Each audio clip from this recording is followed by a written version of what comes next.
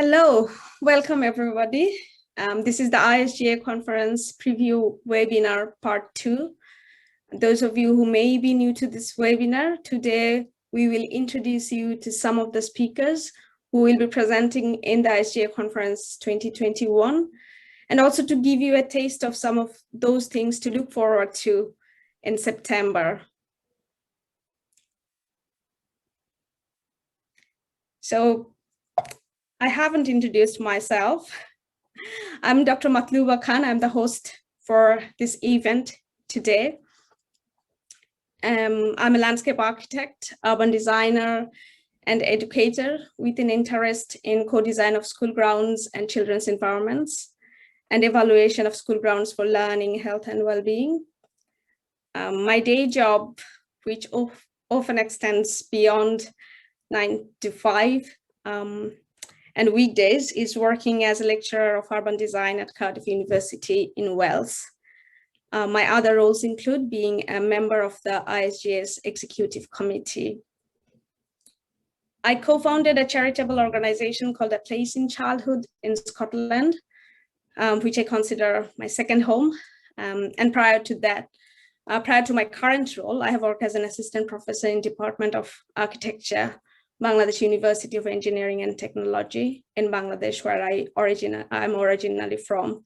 So today I'm absolutely delighted to welcome our esteemed speakers from 2 countries which I consider home.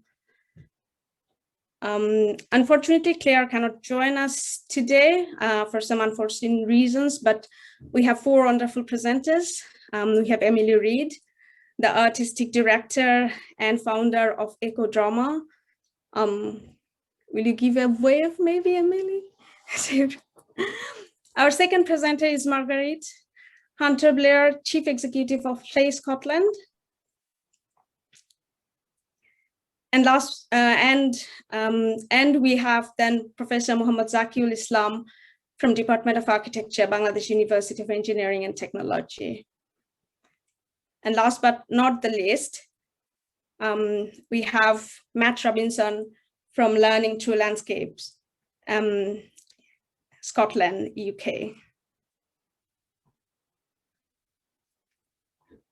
Those who are new to our webinars, ISGA established in 2011, we are a global network of organizations and professionals, all working to enrich children's learning and play by improving the way school grounds are designed and used. Our work represents both the diversity of our membership and a wide range of issues and topics with an aim to make school grounds dynamic and playful that can help children thrive from a younger age as they move on to teenage and adulthood. Some of the things that we do are, of course, conferences. My first contact with ISGA was at the 2017 conference at Berlin. And our conferences are certainly provide a greater opportunity to share knowledge and provide exemplars of research and practice. And we are delighted to have the 2021 conference in Stirlingshire, Scotland, which you'll know more. Well, today's webinar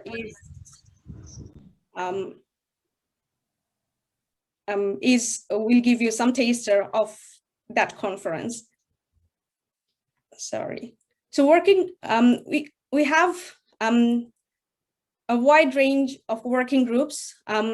These working groups are passionate about different things from research, design, and landscape issues, sharing best practice with example from all over the world. ISGA has worked very hard to create some position statements.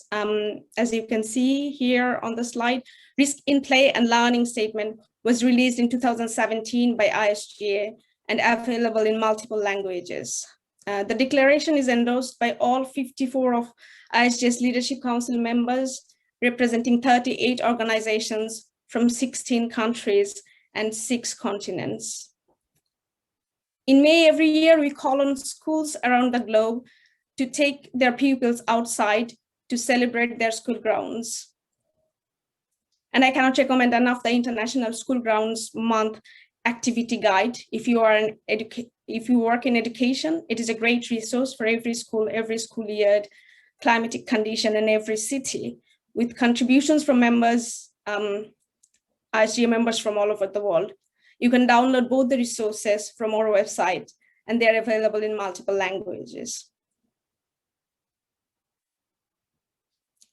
And please visit Learning Through Landscapes website for details of the upcoming conference organized by Learning Through Landscapes in Scotland in partnership with the International Association of Nature Pedagogy.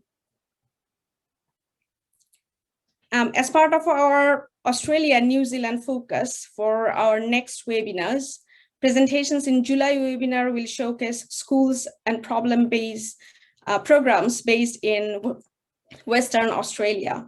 So don't forget to follow us on Eventbrite to find out about upcoming webinars. Also visit our website for more information about ISGA and work in raising profile of the importance and potential of school grounds for learning and play and the health and well-being of students, teachers, and natural environment. So without further ado, I would now like to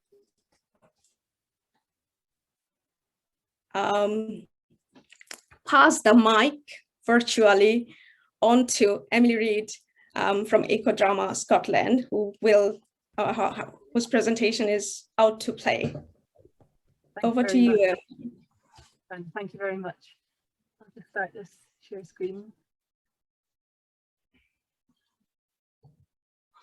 Can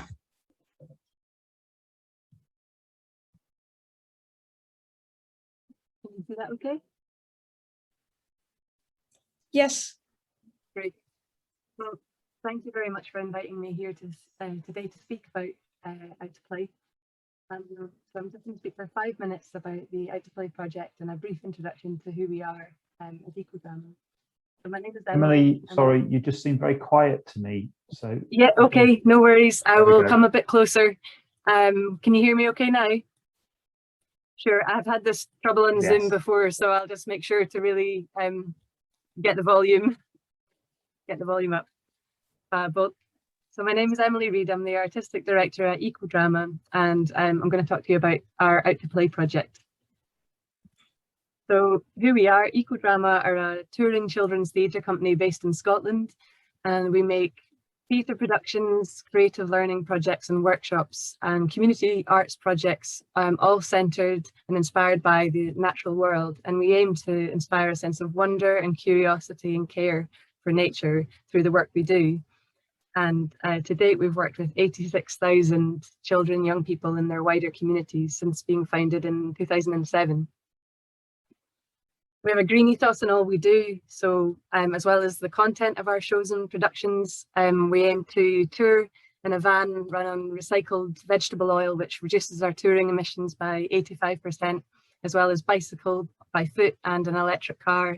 We compost on tour, as well as exploring sustainable set design in our work. For example, the living stage that you see there was planted by children across Glasgow and went on tour around festivals and school playgrounds across Glasgow. So I'm going to talk to you about Out to Play, which is Ecodrama's longest running creative learning project, which was first piloted in 2015. So the project first began around 2014, and it began with a question, which was how can we develop the role of the arts and creativity in outdoor learning, but particularly in urban areas. Around that time, I was having conversations with teachers who were talking about their remit to develop outdoor learning. And a few teachers poignantly said, how can I develop outdoor learning and nature connection in a concrete playground? And so I started to think about our specialisms as drama practitioners and theatre makers, and wondered what the role of imagination could be within this world. And so in areas, particularly there's a few across Glasgow where there may be little to no or green space within the playground spaces. And so we started to think about that. If there aren't any trees, could we imagine a forest?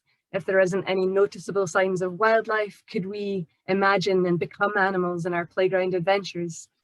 And so along with the drama artists, we started to think about the what is versus the what if, as a way to begin with the what is, the kind of everyday classroom world, and the what if, the imaginative outdoor world that's full of possibilities. And if you see the map in the bottom right hand corner, we started to develop this idea of remapping and reimagining playground spaces. And the map you see is one that we developed with Bilmarnock Primary, which really is quite a big concrete landscape that we worked with.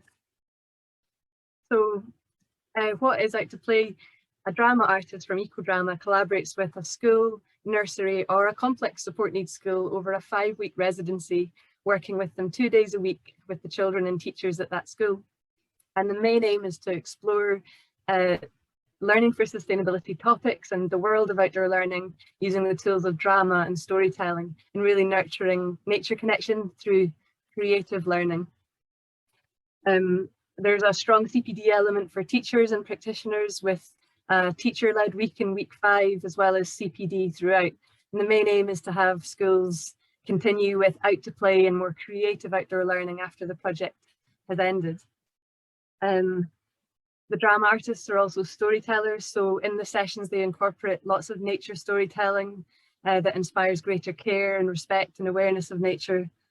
And the main thing about creative learning really is that drama and theatre and storytelling have that unique ability to nurture an emotional connection to children's learning.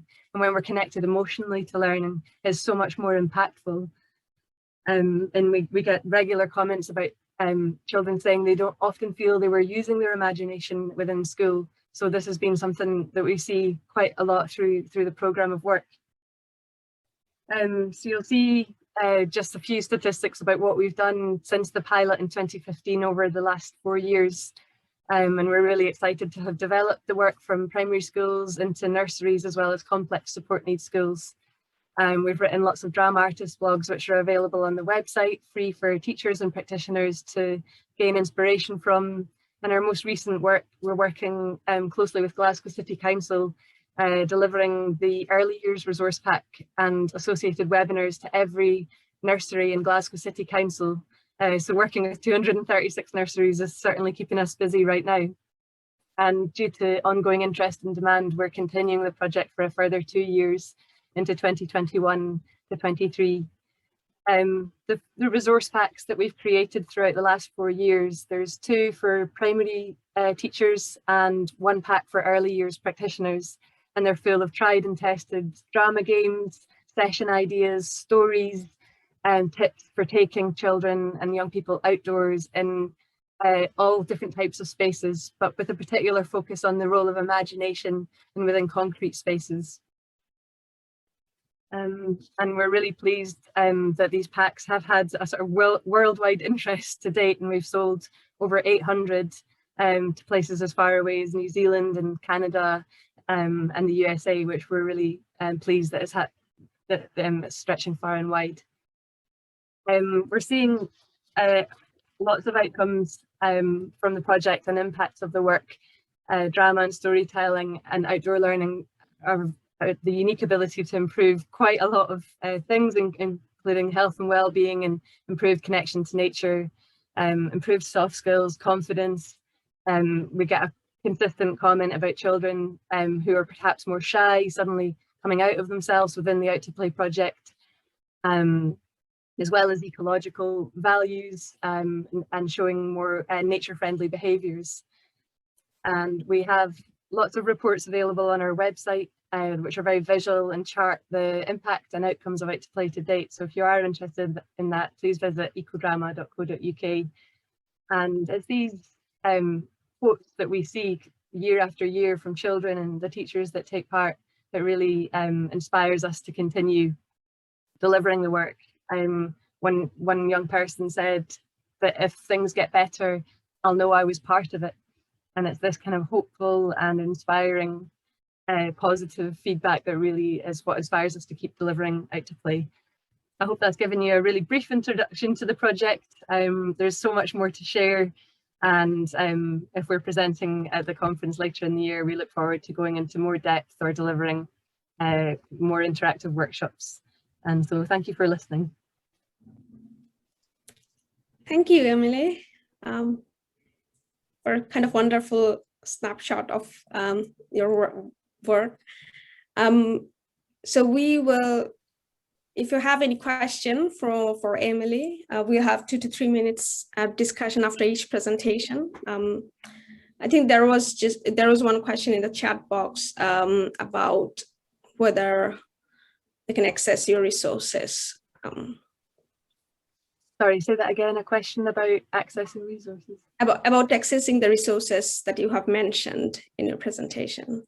Yeah, so the drama artist blogs, if you go to the Ecodrama website and go to projects, Out to Play, the drama artist blogs are all there, and you can scroll back as far as 2015, and there's 4 different drama artists that have been contributing to those, from primary to complex support needs to nursery practitioners. So they each have a different slant, and they're all written at different times of the year as well. So we have winter tips, and we have tips on using story, tips on using drama, and yeah, straddles across all seasons and kind of ideas.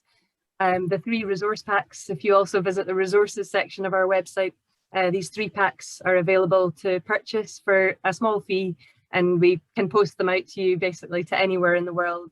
We can also post all 3 packs in a oneer if you're interested in them. And the 2 primary school packs are very different as well. They really complement each other, and one builds on the other and has a whole new host of nature environmental stories. And we honed the Out to Play structure a lot by the 2nd pack as well, and follow a kind of nature wheel and how we design the Out to Play sessions. So there's lots of great content in there for inspiring the use of drama. And I should also say that anyone can pick these resources up. You don't need a drama degree, and that's really what we're pushing with this work. It's really just about tapping into your natural creativity that you know, that we all have, and supporting that, and nurturing, you know, our abilities as storytellers. And often if you work with children and young people, you'll be doing that every day anyway. So it's really just nurturing that and making sure to make the most of your outdoor environment and being inspired by your outdoor environment to tell those stories and deliver the sessions. So I think there is more questions from Ruchira. Would you like to unmute yourself and maybe ask? Yeah, good evening, Emily. Hi. Emily, hi. I just want to know, like, till which grade you feel that we can use drama for, you know, teaching certain concepts, and will you recommend it for adolescents too? What's the last bit? Would I recommend it for? Will you recommend it for the adolescents, like teenagers? Like, will you recommend it? Sure. Yeah, that's a great question. So the resources that we've written have specifically been for early years or primary age, which is mainly 5 to 11 in Scotland. However, drama as a general tool absolutely can be used with adolescents and teenagers. I would just say it would require a different approach. So our resources could be used as a springboard into that. For example, we talk a lot about using teacher and role play, and really that can work at any age. It's just about adapting your style as you deliver it, and taking a more sophisticated approach with the drama conventions that you're using. If you are interested in specific drama resources for teenagers and things, you could email me, and I'm happy to share some fantastic resources on using drama with any age, adults as well, and it's things where I get a lot of my inspiration. And so yeah, I would say that our resources were specifically written for the sort of 3 to 11 age group.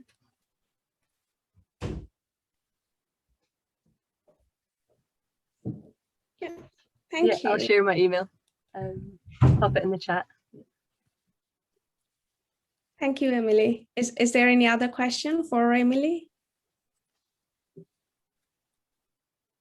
And also, like, Emily will be sharing more in our upcoming conference in September.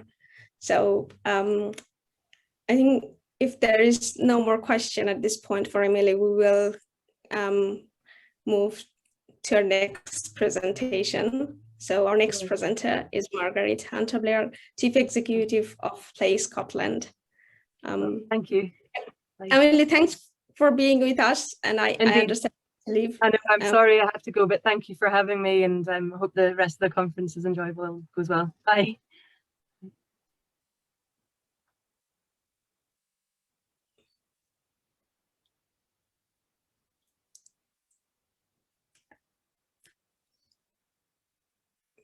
Yeah, Marguerite. Yeah, so sorry about that. No. So yeah, our next presenter, Marguerite. Okay. Over to you. Thank you very much, Matluba, and to Emily as well. My name is Marguerite Hunter Blair, and I'm the Chief Executive of Play Scotland, which is the national play organisation in Scotland. And we were formed about 22 years ago. And part of what I'm going to speak about today is where we have got to in the journey. So nothing has happened very quickly, but over a long period of time, we've managed to make substantial changes to the policy environment in Scotland. And it's great to hear from people like Emily, who are making such a difference to the practice on the ground. So I'm going to speak a wee bit about planning for play and play in a learning context as well.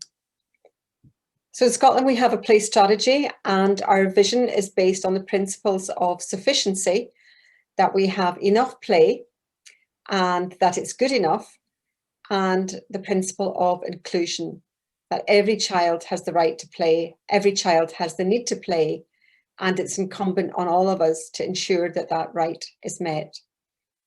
And we value play as a life-enhancing daily experience at home, in early learning, childcare and school, and in the community. We know that play and place making are social and spatial justice issues.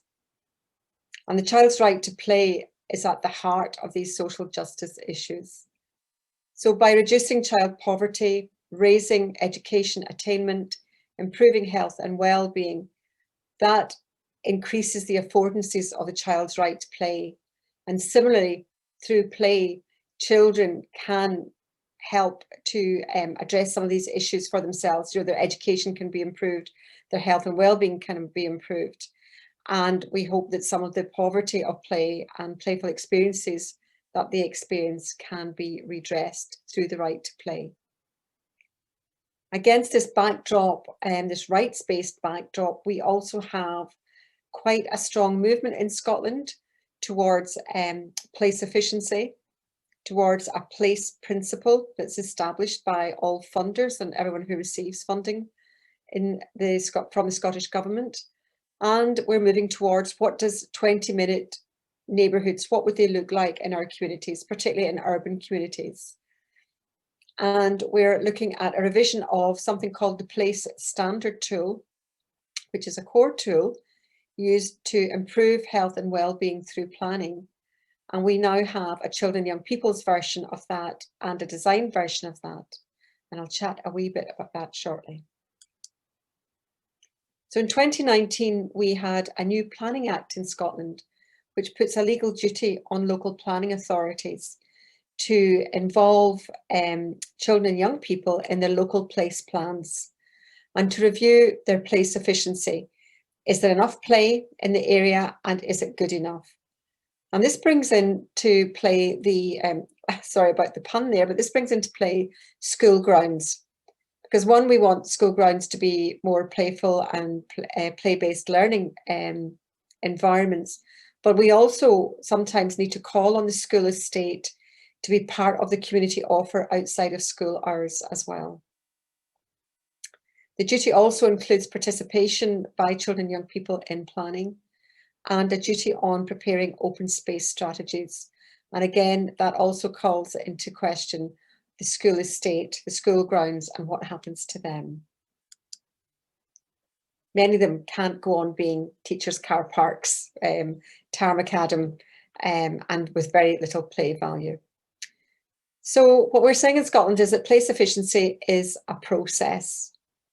It's an ongoing collaborative process and really essentially requires people to be doing things differently.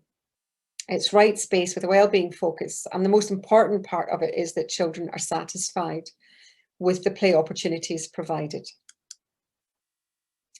I spoke a wee bit earlier about the play standard tools for children and young people, and the organisation that we talked about at the very beginning, A Place in Childhood, worked with Play Scotland to develop, co-produce this tool for children and young people, focused around these key questions: where I go and what I do, how I care, how I feel, how I get there, what I need to live well. And we're hoping that this will be published later on this year. But it's a very good tool for a number, and can be used in a variety of different ways.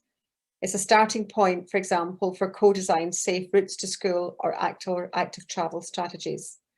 It can be used for other things as well, but it's also very important that it can be used for how school grounds are perceived and used in local communities as well. This is a fantastic asset and sometimes very much underused. I just want to quickly move on to the Play Pedagogy Award that we're hoping to speak about too at the conference. Oh, sorry. Oh, skipping my slides here. So really this is an award which is about supporting play-based learning in schools. And mostly, as we know, the affordance for that is in the outdoor school environment. And this award that we have at the moment is out being piloted as we speak. It's been co-produced with teachers across Scotland and with Education Scotland as well.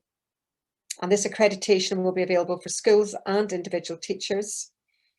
And we really hope that not only does it encourage school grounds to be developed as better learning environments, we also want it to be used to protect playtime, that children need and have a right to free play. And quite often, the only time they get that experience is during the school day. And there'll be four flexible tiers of the award and a handbook to go with it. And people can look on the website if they're interested in this. And as I say, the award should be finished but in time for the conference. So hopefully we'll be able to show the final version of the tools and of the award at the conference in September. Thank you very much.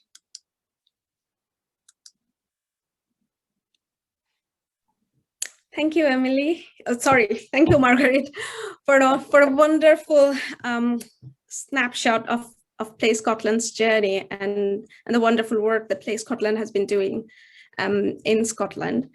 So questions for Marguerite.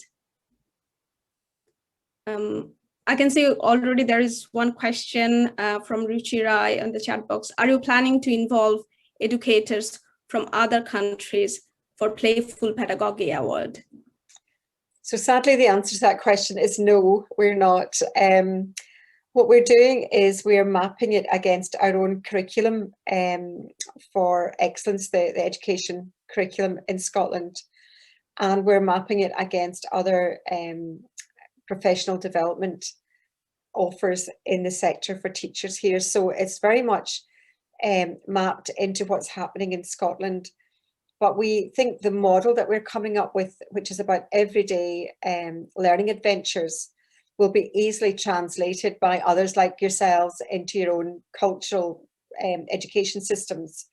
So we think the model will be able to be lifted, and then you can cut and paste in the equivalent of what's happening in other countries. And I think it's the model that we're particularly interested in piloting at the moment. And what we're trying to do is ensure that play pedagogy is a whole school, it's a whole school approach to play. It's not a nursery thing or early education aspect. It's not a P1, P2.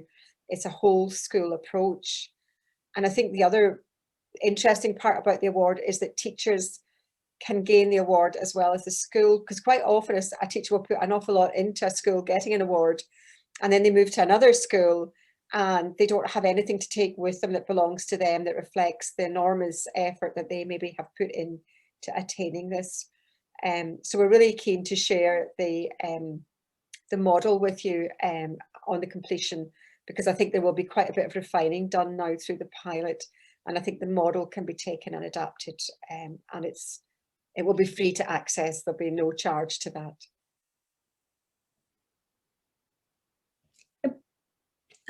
Please feel free to unmute yourself and ask a question. We have Hi, Margaret. Has the audit started yet, or you're planning to do it?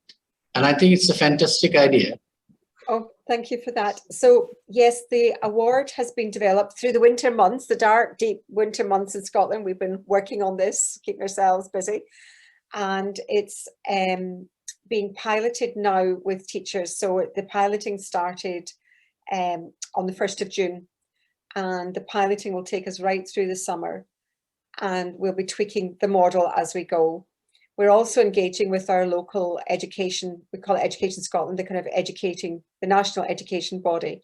And I think that's really important learning for people thinking of doing something like this, that they don't like it if you do something parallel to what they're doing, or worse, even worse, saying to be competing with what they're already doing. But I do think the fact that we're doing this has helped maybe give a wee nudge to them to see how things could be done differently and for the whole school environment. And at the moment, it very much is the primary school. We're not taking this model into the secondary schools. It's very much designed for the primary school environment. We haven't been that ambitious yet. We'll see how this goes to see if we can then extend it into a secondary school offer. Great idea. I think this will encourage others too. Excellent. Thank you for sharing this. Elisa, would you like to ask the question? Unmute yourself and ask the question. Hello. I don't know if you can hear me. Yes. Yeah. Yes. Hi. Thank you. Sorry, I just wanted to ask these quick questions. I just was wondering, I'm really new to this kind of environment, let's say. So I just wanted to ask about this pedagogy. I'm not sure if I'm pronouncing it correctly, but I was wondering, does it relate to nature-based teaching, or is it specific to the facilities available to the children? So it encompasses, it really is, it asks teachers to do an audit of what they have indoors and outdoors. And the minute that happens, then most teachers will recognise that the opportunities for this play pedagogy approach to learning is easily found outdoors. I'm not saying it can't happen indoors, but it's much more easily found outdoors. So yes, it does encompass nature-based teaching, but more so, I would say it draws on what we call loose parts play. And I don't know how much of a generic concept that is, but it very much is about bits and pieces, you know, that can facilitate or support play and learning. It can be scrap, it can be things that are taken, you know, from the inside, outside, and used in different ways. So yes, it's nature-based teaching, but it's bigger than that. I would suggest it's everything that you can get your hands on that you can actually take outdoors and use to support learning outdoors. Thank you very much. We do have within, I mean, I've got quite a long presentation, and obviously there'll be more of this presented in September, but we do have not a checklist, but almost like a prompt. You know, I don't want it to read like a checklist, because sometimes a checklist becomes the lowest common denominator. You know, it's like, that's what you need to have. It's more just a prompt sheet to say, have you thought about this? Have you thought about that? So, and that's where the handbook will be really important, where we actually have the suggestions in there, because you can't have all the ideas. And if other people have had good ideas, well, let's share them. You know, we're not expecting everyone to come up with all the ideas themselves.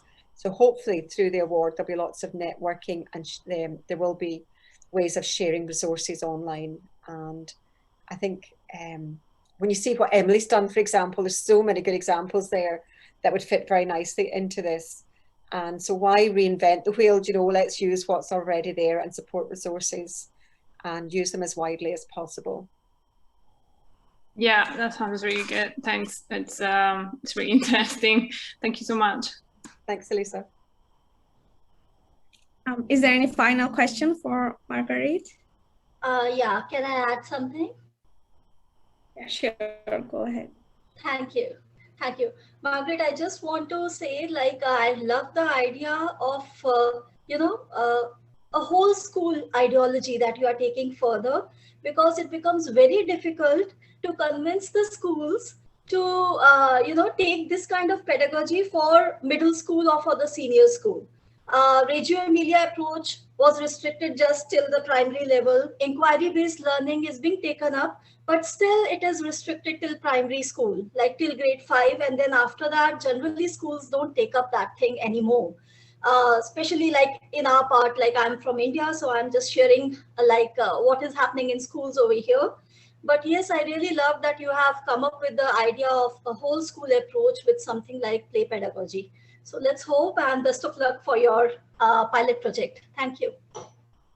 Thank you for that. I don't know if it's worth saying at this stage that Matt from Learning Through Landscapes and Play Scotland are looking at a pilot project over the summer this year, just using an opportunity that has come up through our Summer of Play programme here, to look at taking play into secondary schools, into the school grounds, not so much to develop the curriculum and roll out the curriculum through that, but to try and ensure that the school grounds have a more playful offer. And we've been focusing more on the children that are transitioning from the end of primary school into what we call the big school, the secondary school. And a lot of these children never got their final year because of the COVID restrictions. So they've missed out on their final year. They've missed out on a lot of the, I forgot what the word is, but the things that they go through, which kind of help them to realize they're moving on and ending something and beginning something else. And then they end up at the big school and they haven't had that transition properly put in place, and they might be in a very play-rich primary environment, and then they're moving into this secondary environment, which is maybe very austere and no culture of play in it. So we're thinking of doing a pilot project this summer, which is really just putting a foot in the door. It's not going to be the answer to what you're suggesting there about a secondary school, whole school ethos approach to play, but it is a starting point. And I think there's been so many dreadful things associated and have happened to us all throughout the world with COVID-19.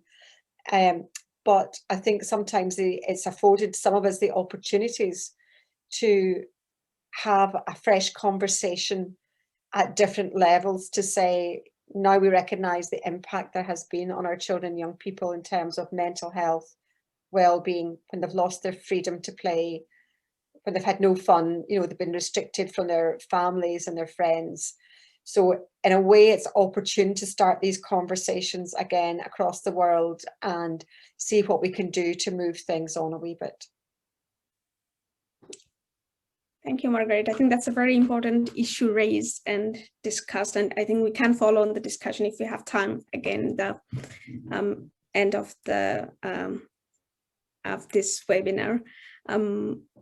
Without further ado, I will now invite Professor Mohammed Zakiul Islam from Department of Architecture to present on creating behavior maps in school environment. I'd also like to kind of take this opportunity to share that Professor Zakiul Islam is my teacher and mentor and was also my colleague at Bangladesh University of Engineering and Technology.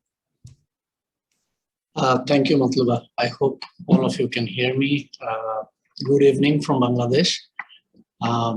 I consider myself very fortunate to get to know ISGA and all the people involved with this. I wanted to start with thinking about the one thing that all of us have in common. The one thing that binds us all together. And I believe that, in my opinion, I think that this one thing, like all of us wants to improve the current situation. We have seen the beautiful presentation of Emily and then Marguerite. The main objective is to improve the current situation. And here in my slide, you can see we wanted to improve an outdoor environment of the primary school in Bangladesh by developing or growing a vegetable garden. So what we are trying to do is, all of us, we're trying to actually make a situation better. But we know that if we want to make a situation better, we need to understand the current situation we need to understand the current situation. And I will try to the next slide. Let's see, yes. So that's why I selected this topic to present in the coming conference at Scotland, the behavior mapping, the role of behavior mapping. I have been using this method for years. I love it. And I want to share this because it's a beautiful method that helps you to understand the current situation, helps you to understand how the environment is being used by the user, what they are doing or what they are not doing. So, so that's why I selected this method to present in the conference. And I just wanted to share like how I plan to present in the conference. So this presentation will be divided into two parts. One brief part will be about the theory, and I promise that I won't bore with you theory, but the theories behind this method. So we will discuss it very briefly. But the main aim is the process. So we will actually learn how to do this behavior mapping. Any places that excuse me, that you want to improve. For example, school year or playground or a street, urban street. So why behavior mapping? I think it's a very the best part of behavior mapping is it's very flexible. So you can all you need is a pen and a paper and a base map. So in my slide, you can see on the left side, there's an outdoor of a daycare center. And you start with a dot with the child and you record what you want, what he has been doing or what you are interested in. And at the end, you get a map like you can see on the right. In this particular behavior map, you can see we have shown the girls with the red dots and the boys with their dark blue dots. And you get an idea like where the girls, which play settings girls are using or which the boys are using. So it's very easy to use method. It's not very high-tech in that sense. But the best part is it's fit to your need. So if you want to use only pen and paper, that's fine. But if you have resources like handheld devices, like the one that it's showing in the middle, you can do that. You can make it have more rich data after once you compile the maps and you can produce graphs like that.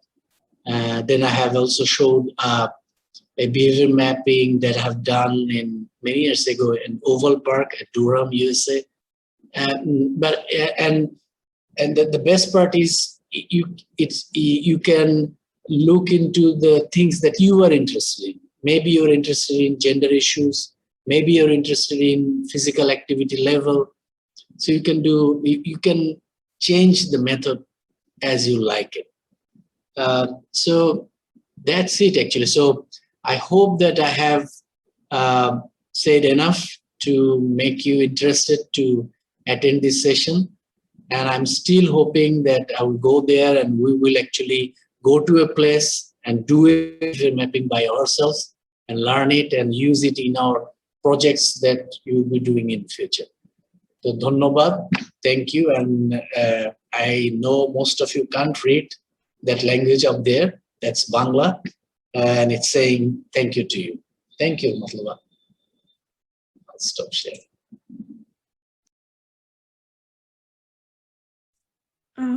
Thank you, Professor Zaki. Dhannobad, Professor Zaki, for the snapshot of the presentation on behavior maps. Yes, so now is the time for questions. Yeah, please feel free to unmute yourself and ask the question. We have a really small group here, so. Hello, Professor Zaki. May I ask a question? Sure, please call me Zaki. Okay. Hello, Zaki. It was really interesting, actually, because, the statistics are always, for nerds maybe, are exciting, because when you know how to use them, they can really root you up to do something useful, something more creative. So just to be clear, as we got this behavioral mapping in the process part of it, after we got the information, after we have the charts, and we have how the children behave, which parts of the playground they use. So the first possible usages were like, for example, they have to put the education in it too. So for example, they really enjoy the climbing walls in our school. Boys and girls both together, they really enjoy playing there. And if I start to do this behavioral map, I know that there will be a lot of dots on the chart. So the first idea, for example, was in my mind, like to put the English words on the wall in regular basis. So as they climb, they also can see what they were learning. So they will also be supported visually with the words or the pictures of the words or something like that. And so the most of the organization is mostly concentrated on the and enriching the playgrounds, as I see. I'm really lucky and happy to say that I hope one day you all may be our guests so that you can enjoy it too. We have a really nice and good learning environment with the garden in the forest. So I automatically started to think, how can I use it for educational purposes? So am I understanding it right? Will it be helpful to have these behavioral maps to plan also how to support this learning process for children? Will it be a good idea? Will it be a nice thing to do, or shall we focus on having more of these popular areas in our school garden? How should I take it? By the way, thanks a lot for the presentation. No, thank you, Sarpil Roman. So for the question, I think that's very important question in terms of behavior mapping. For example, I haven't used behavior mapping for actual, to measure whether students are learning or not. But I think that's a window that we haven't explored. And the best thing about behavior mapping, like I said, it's very flexible. So right now, on top of my head, I can't actually think of anything like how we can actually modify it and actually the thing that you are aiming for. But I'm sure, if we can sit together or use it together with your colleagues, we can modify it a little bit, and you can use behavior mapping to actually measure the beautiful thing that you're doing. You're having, learning resources on the wall, and I'm thinking that people are climbing and learning that, right? So I'm sure we can relate that. So, but for now, we haven't used that yet. Thank you, Sarpil. Thanks a lot. Thanks a lot for your nice reply. Yeah. Shall I just take this opportunity to say that I use behavior mapping in my PhD research to map pedagogical practices in school grounds. So developing on what Professor Zaki has presented, but it has the scope for further development, as Zaki mentioned, in relation to your particular school and the context and the practices. There is another question from Ruchi Rai. What was the striking behavioral difference between girls and boys that you observed? Oh, yes. And I think you already guessed. The behavior mapping, the maps that I showed you there, it actually belongs to a project, NIEHS. And for that research project, we were actually interested in physical activities. So whether children are having vigorous physical activities or sedentary activities. So for that, we found that girls were less active outdoors. For that, we have studied 30 daycare centers. And if you remember the map that I showed, there was this one place where we had a lot of red dots, like girls, and that was actually a playhouse. So we found girls were actually playing with that. And we had a composite structure. We found that boys were more involved in that. So, but that's from one project. So yes, so I hope that answers your question, Ruchira.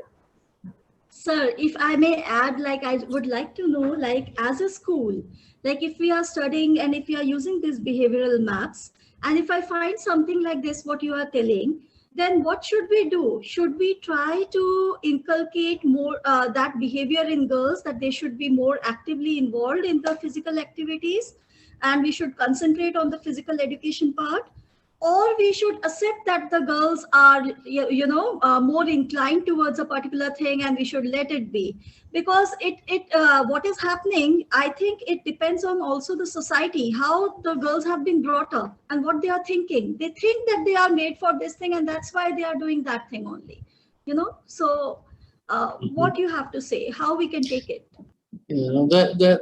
That's a interesting observation. But that the same maps, what we found out is that design can actually help to change these behaviors. So for that particular project, we studied 30 daycare centers, and we found that in every settings we have we usually we have pathways, but we found that when we have loops, irrespective of girls and boys, they're more active rather than one linear path. So yes, if you want to change behaviors, you can do that. And with behavior map, you won't be able to change behaviors. You'll be able to know what's going on. But with design and with projects, you can actually change social attitudes, like you mentioned, or the behaviors. We believe that you can do that by changing the environment. You can change behaviors. Thank you. I think I'm just concerned of time, so we will move to Matt Robinson. Matt is Learning Through Landscapes UK, who are organizing the conference in September. So over to you, Matt. Thank you. I was going to share a video, but I think it's probably better if I just speak for a couple of minutes and introduce myself, and I'll send the link to the video to everybody afterwards. So yeah, it was just to extend the invite to come and meet some of the people you've already heard from today. Some wonderful speakers from all around the world. There's a reason we're in Scotland, and that's particularly to share some of the journey that Marguerite's explained. And probably skipped over quite quickly 20 years of kind of hard work amongst many people to get some of the things going, and we want to kind of share how we did some of that, how we overcame some of those problems. And then we've got colleagues joining us from all around the world who just have so many different takes on how school grounds are best used, how they can be developed, inspiring ideas, little takeaways of how we sort of train staff and develop confidence with them. Although the conference itself is happening in Stirling, and we'd love to see many of you there as possible, we also know that's unlikely this year to see too many people. So as well as actually coming in person, we have a live online version. So lots of the webinars, we will either stream some of them live from Stirling, or we will have pre-recorded some shorter versions, and there'll be some question and answer sessions that people can join in. And again, we're deliberately going to do those at different times so we can accommodate some of the different time zones around the world. With the best will in the world, somebody will still be sat there at 1 o'clock in the morning, unfortunately, but we will do our best to mix those up. And if you can't make it live, then we are also planning on everything being recorded. and that will be put up afterwards for people to kind of view in their own time, although it will lose some of the interactivity. But through ISGA, I'm sure there'll be opportunities to discuss or take up themes and topics afterwards. So as I say, there's opportunities to come in person and meet colleagues from all around the world. There's opportunities to watch online. There's opportunities to watch it later in your own time period. I'm just adding something to our website, which is a page just about the kind of UK restrictions at the moment to do with things like coronavirus. So for some people at the moment, you are welcome in the UK. Some people are welcome in the UK, but you have to isolate in a building for 7 or 10 days, 10 days it is. And for some countries, we're asking that you have to go to a government hotel, and that starts getting very expensive to do. So I will update those pages for those who are interested in that, and that will have the links on to find our latest advice. I think that's probably it from me. As I say, I will send you a lovely video of a couple of bits and pieces. Would love to see you. Please do ask any questions. And yeah, we will hopefully see some of you in September. Thank you, Matt. I think, yeah, please. I know that we are almost like near the time, but I think we can use several minutes to ask questions to Matt and also to other presenters.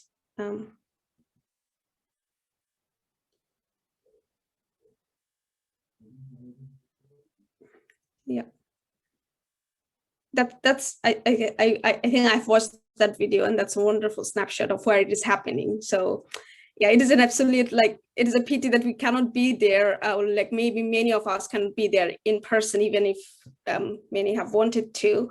But the flexibility of being able to attend this virtually from anywhere in the world, and also maybe attending the sessions afterwards in your own time, that's amazing. And Learning Through Landscapes is working hard along with the ISGA conference team to make it happen.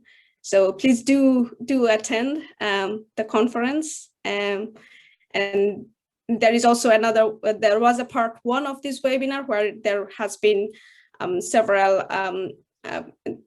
there has been 2 presentations that will also be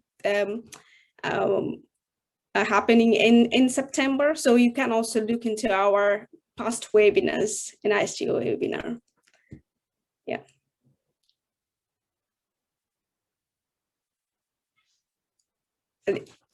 If there are no questions at this point, I'd just like to thank you to all of the presenters today for the wonderful inspirational talks. I think from the chat and the conversations going on the chat, I could sense that everyone has really enjoyed the talks today, and yeah, and we hope to see you in the conference in September. And please keep an eye on our website and Eventbrite site for our future webinars. Thank you very much. Thank you. Bye-bye. Thanks, everybody. Take care. Bye.